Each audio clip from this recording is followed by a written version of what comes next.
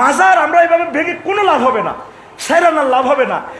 এদের জিয়ারত বন্ধ করতে হবে। বলবে যে জিয়ারত করতে হলে তুমি চুলিডি পরিষ্কার করিয়ে অজু করো, আজকে ফজর পড়ছো নি না। যারা ফজর পড়তে পারবে না, পড়ে না, তারা জিয়ারত করতে পারবে না। আমরা জিয়ারত করব গোলাপশাহ মাজারে গাড়িটা পার্কিং রেখে আমরা জিয়ারত করব। আসসালামু আলাইকুম ইয়া আহলাল কবুর, আই লাভ ইউ। হে আল্লাহর ওলি, এসেছি আপনাকে সালাম দেওয়ার জন্য। ঢাকা পল্টনে একটু কাজ ছিল সিরাজ ভাই প্রিন্টিং প্রেসে, কেন্দ্রীয় অফিসে। আই লাভ ইউ, কেমন আছেন? সূরা ফাতিহা পড়ে তাকে বকশাইয়া দিব। আজ মাজার যে সমস্ত এই ভণ্ডরা দখল করছে, তাদের হৃদয়কে ভাঙতে হবে। কি দিয়ে? দাওয়াত দিয়ে, তাওহীদের নূর দিয়ে, একামতে দাওয়াতের মেসেজ দিয়ে। কথা ঠিক কিনা? এগুলো একটা দল কলকাঠি আসছে দূর থেকে, বুঝতে হবে আমাদেরকে। ওদেরকে চুলগুলো সুন্দর করে কাটতে হবে, লাল চালু। এখানে জাহান্নামীদের মতো যে বেল্ট লাগাছে, বেল্টটা খুলতে হবে। এটা জাহান্নামীদেরকে বেল্ট ফরাইবে আল্লাহ। আসাই হুমা। তারপরে আছে কি সিলসিলাতিন জারুয়া সাবুনা জেরান ফাসলুকুহু, শিকল ফরাইব। এটা কয় শিকল বাবা। কি বাবা? কি শুরু হয়ে গেছে? তালা সাবি বাবা, শিকল বাবা, ল্যাংটা বাবা। তার কাছে বহুত আছে। পরশু মাহফিল করছি ল্যাংটারে এনে, মুন্সিগঞ্জ নদীর এপারে হলো ল্যাংটার বাবা। তার কাছে বহুত আছে। আমি কি আছে? সবচেয়ে মানুষের মূল্যবান জিনিস হলো হোর বাড়িটা।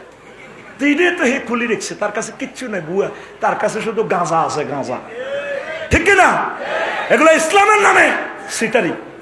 আমরা বেশি বেশি দাওয়াতি কাজ করবো ইনশাল্লাহ। ভাই ভাই ঠাই ঠাই মিশে তাদেরকে বুঝান, খবরদার। আমার সরমনের ভাই, হেফাজতের ভাই, সর্বস্তরের আউলিয়া কেরামের যারা মুরিদ মুতাকিদ আছে, আমার প্রাণের সংগঠন, ছাত্র শিবির ভাইরা সহ পুলিশ প্রশাসনকে নিয়ে, র্যাবকে নিয়ে, প্রত্যেকে এগুলো সেফটি দেন। এটা হলো কাফেরদের হুইসপিয়ারিং। আমাদেরকে জঙ্গি রাষ্ট্র বানাইবার এটা একটা ফায়তারা। ঠিক কিনা? আমরা লিবারেল মাইন্ড।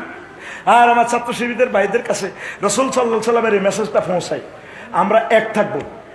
ওলামায়ে কেরাম, আপনারা যদি 50টা আসন নিয়ে সব ওলামায়ে কেরাম ইসলামী আমার ভাইদেরকে নিয়ে যদি সংসদে যেতে পারেন, হেরা 150-250 জন নামাজ না পড়ক, এই 50 জন তো জামাত শুরু করে দিতে পারেন মসজিদ।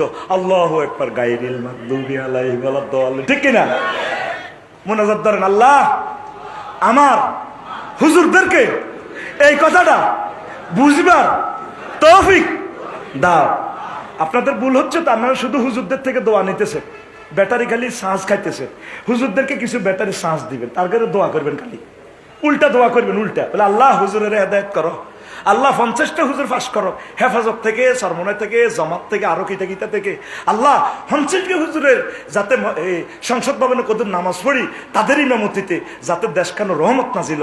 আর আঙ্গ ক্ষমতার দরকার নাই, 250 সিট হেতারা ফাঁস করক গই, আমরা কদুর নামাজের দাওয়াতটা দিই, তাদেরকে রাষ্ট্রীয়ভাবে নামাজটা কায়েম করি, রাষ্ট্রীয়ভাবে জাকাতটা কায়েম করি, রাষ্ট্রীয়ভাবে জানাবা বিচারের হুদুদটা কায়েম করি, রাষ্ট্রীয়ভাবে এভাবে আল্লাহ রসুলের কিছু সুন্নত কায়েম করি। দেখবেন অন্যগুলো সব ঠিক হয়ে যাবে ইনশাআল্লাহ। বাপের মেয়ে 5টা, বড়টারে বিয়ে করলে আর 4টা শালি, অসুবিধা হইতো না। কথা ঠিক কিনা? এই জন্য আমার দরকার কয়টা? 50টা হুজুরের। কয়টা? আল্লাহ তুমি আমার দাওয়াতটা পৌঁছাই দাও আমার আলেমদের কানে।